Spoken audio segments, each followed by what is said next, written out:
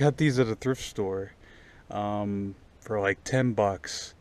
And I thought they were Sony Explodes, but they're Explore. So, we'll see. They look brand new. Or they look like somebody put them in and they were really bad and took them immediately back out and took them to a thrift store, which is probably what happened. But I have a screwdriver short enough, so I'm using a bit with a pair of vice grips to get to these back ones.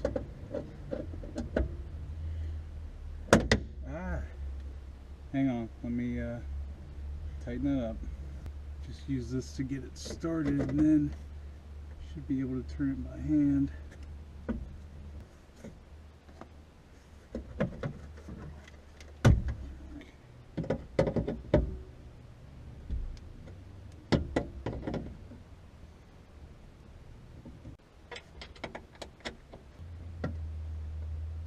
All right. There we go. Let's see.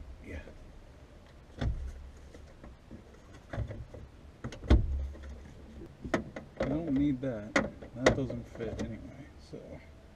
All right, again, got the tabs facing that way. And easy peasy.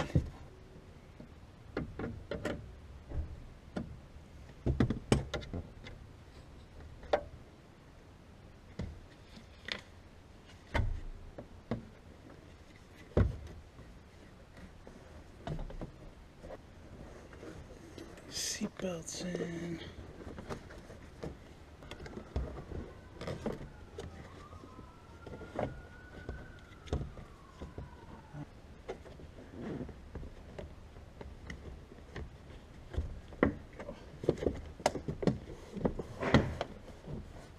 One side. Got to get over these. Oh, side bolster. There we go.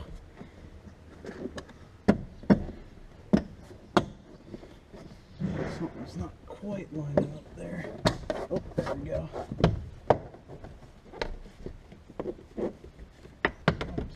There it is. Okay. Just have to get something to go from this to that. This is really just a test. I might get different connectors there. And all I had to do was tape those up. The speakers work great. Not the best sounding speakers in the world, but better than the blown out factory ones that were in it.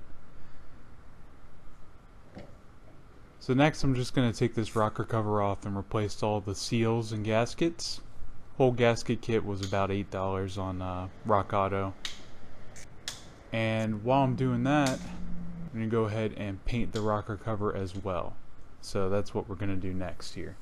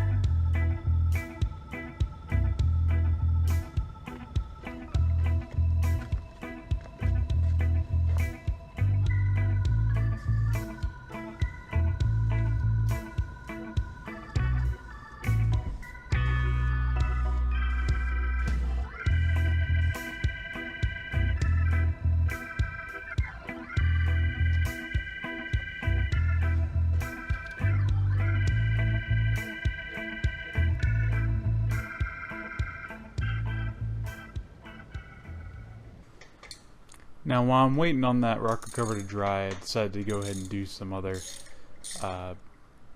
tune-up type maintenance. I'm going to replace all the spark plugs here, because why not? They're cheap, and who knows when it was done last. And I'm also going to go ahead and change the oil.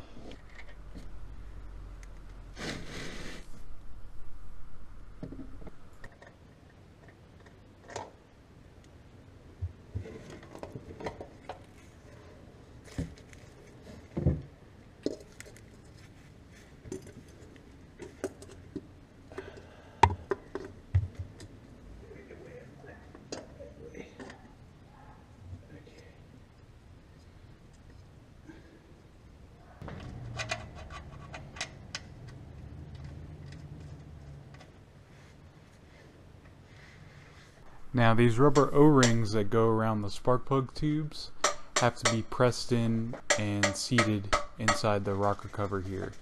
So the best way to do that is to just take a socket that's the same diameter as the outside and just hammer them into place.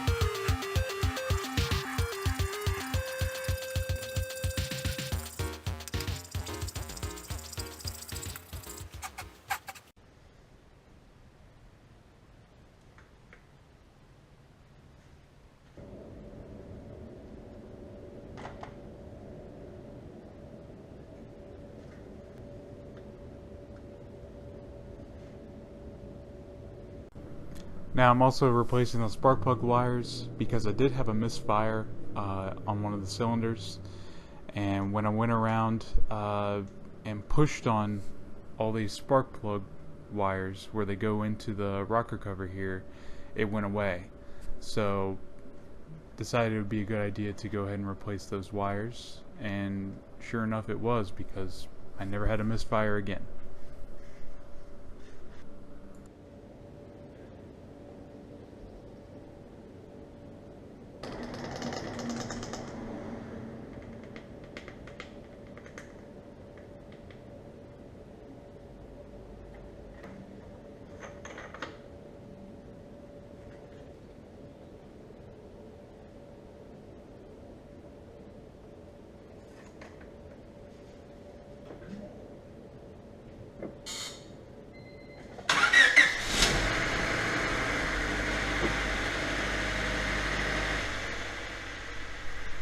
Now I'm just checking for leaks here once the engine's warmed up, just making sure that everything's good, and it is. One other thing I needed to do that was really bothering me was the sloppiness in the shifter. So I went ahead and replaced both of these bushings here with polyurethane bushings. And I've got a whole video on this as well. If you want to check it out, I'll put the link in the top right corner.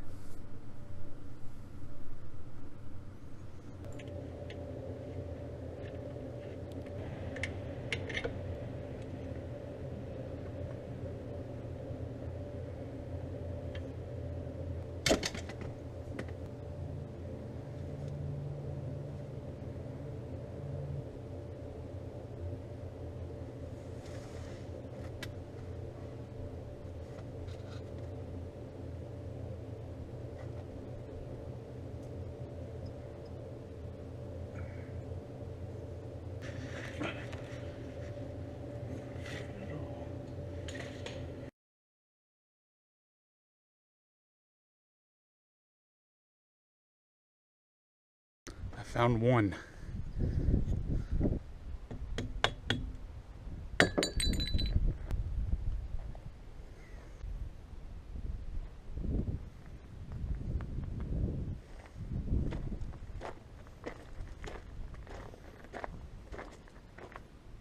I actually ended up finding 8. So this is my haul from the junkyard here. First thing I did was took that exhaust manifold cover heat shield off, this rusty one, cleaned up the one I got at the junkyard, and painted it with ceramic brake coating, and that held up really well. So I decided to use the center caps on the wheels that didn't have the black background, and I'm just polishing them up here with the Dremel tool.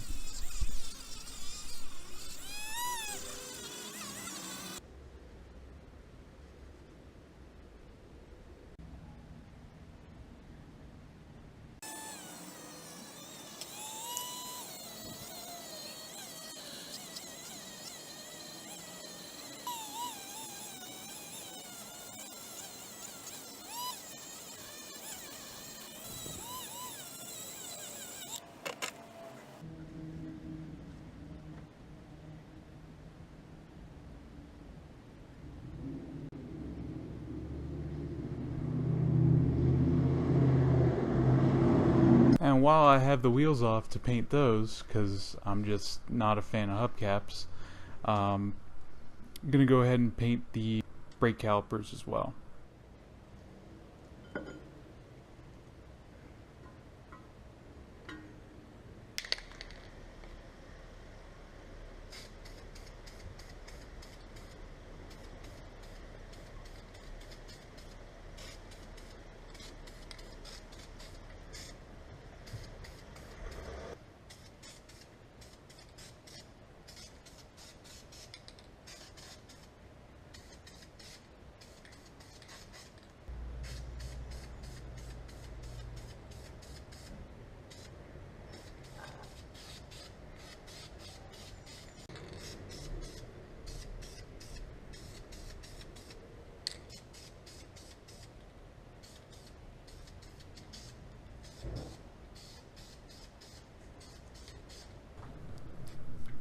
And for the wheels themselves, I decided instead of painting them black, I just gave them a light sanding with, I want to say this is probably somewhere between 5 and 800 grit sandpaper, pretty fine sandpaper, just a light sanding. And then I just sprayed gloss clear coat over them. So I brought the glossy look of the wheel back, but kept the little rust marks that were left there from the hubcap. And I'll got a better picture of it here. And then I went online and ordered some 14-inch chrome trim rings as well. So that ended up being a pretty good look for the car.